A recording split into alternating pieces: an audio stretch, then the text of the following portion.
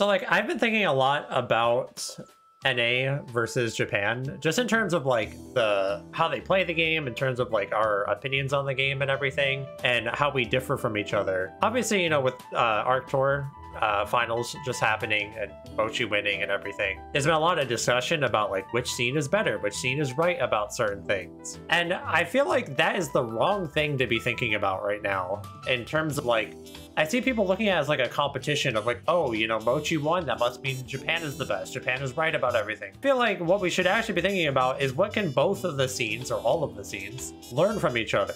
And I feel like a lot of people watched Arc World Tour, but didn't actually look at what was happening on the screen. And that's like what I've been really thinking about, like what I want to talk about actually in regards to the different scenes and their opinions. Because, you know, for a while, there's always been like this discussion of like, oh, Japan has very different tier lists than what we have over in America, for example. Notably, they tended to think a little bit lower of like Happy Chaos and Ram than we do. They tend to think way higher of like Soul and Giovanna and maybe even Chip than we do. And I feel like as a scene over here in North America, we're honestly way too stubborn and like unwilling to like really consider why other regions might think differently than we do. Specifically, you know, a lot of people probably don't want to believe the idea of like, there's no way Ram or Happy Chaos is lower than we think they are. There's just no shot, right?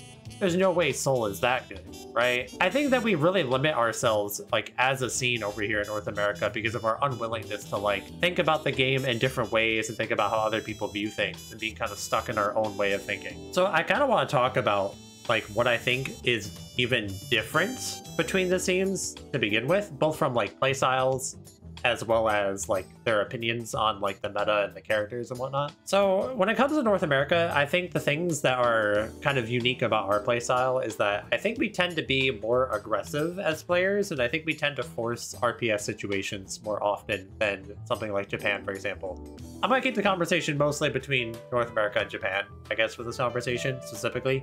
I think other regions like EU and whatnot have their place as well, but I'm going to focus on specifically just NA versus Japan for this. North America tends to be more aggressive. They tend to force RPS situations a little bit more often. And I think that our scene generally is not that great at whiff punishing as a whole. Part of that is because of the characters we play, which I'll get to that in a minute. I think generally our scene just doesn't really look to whiff punish that much, and we're not that great at it. There's like a handful of players that are, obviously. I'm not saying everybody. I think generally as a scene, we don't really look to whiff punish as often. And when you look at like the characters we play, I think it's very reflective of how we play the game in general and why we even value the characters the way that we do. So for example, over in North America, I think that we play Happy Chaos, we play Nago, we play Ram, Leo.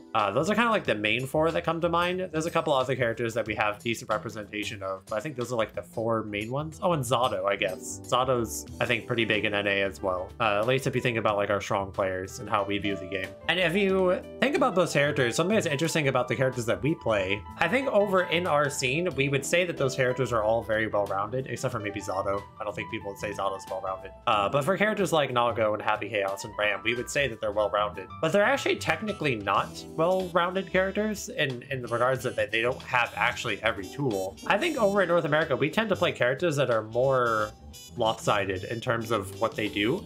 They tend to have very high highs, but maybe not the greatest lows, right? They tend to either have like weaker defensive options or something like that actually is like technically a weakness for the character. And I feel like that's just like very clear in regards to even just how we play the game, because again, we focus on offense, we focus on RPS situations, we force things on our opponent. That's just kind of how most of the people in our scene play the game. Again, there's some exceptions to that, but I think it's generally how we play. And if you look at how we view the game, like in terms of like a tier list, we obviously value all of those characters quite highly over here. Nago, Happy Chaos, Ram, we tend to put those characters in our like top 5s, top 7s, that type of situation. I guess like another character you could say is kind of NA right now is like Bridget. I think Bridget is like huge over in North America right now, but even Japan does not think that highly of her, and they don't really have Bridget players outside of like 1 or 2. Yeah, I think it's very clear like how we play the game and how it's reflected upon our tier list.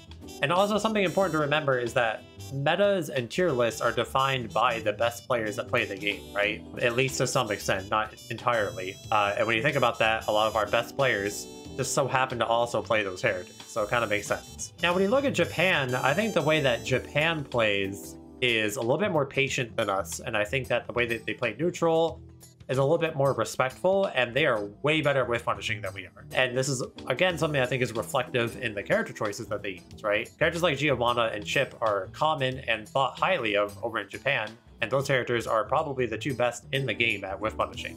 At least some of the best. The other thing that we do know from Japan, just from opinions we've heard of them, you look at Japan, they also value characters that have good defensive options, whether that's just, you know, characters with fast button suppress, good dash blocks, or namely characters who have DPs.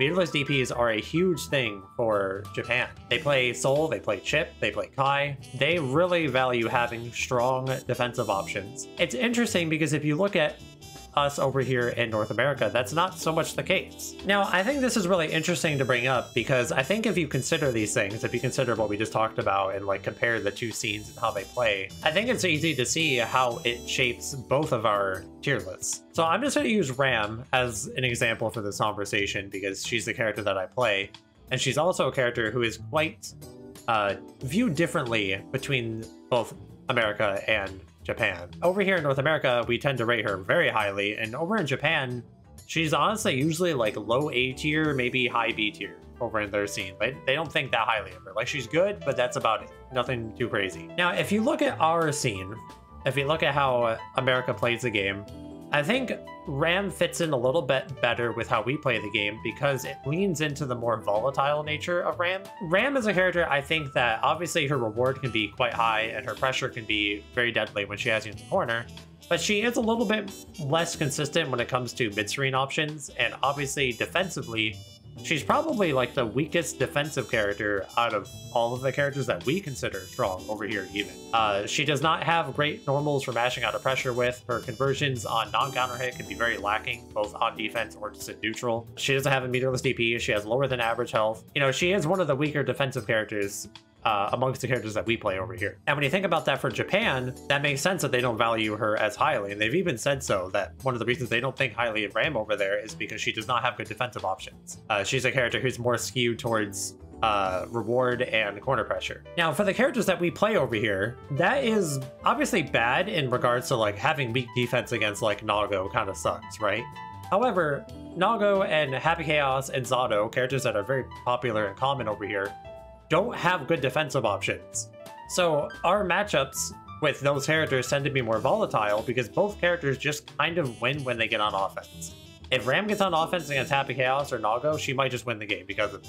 If Nago or Happy Chaos get on offense against Ram, they might just win the game because of it, right? So it's a downside, but relative to our meta, it just kind of fits into the RPSE nature of how we play the game to begin with. Whereas if you look over in Japan, part of the reason they probably don't value Ram as highly is one of two things, or both things, I guess. One, they play characters with good defensive options. Ram does not get to just run her like amazing corner pressure quite as safely against characters like Soul and Chip and Kai because they have good defensive options against how she plays the game.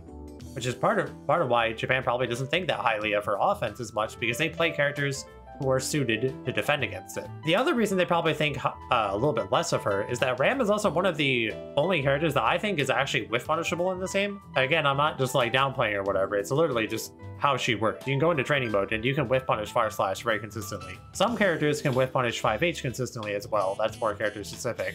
But if you look at Japan, they play all the characters that can do that. They play Giovanna, they play Chip, they play Soul. They play those characters that can whiff punish Ram effectively.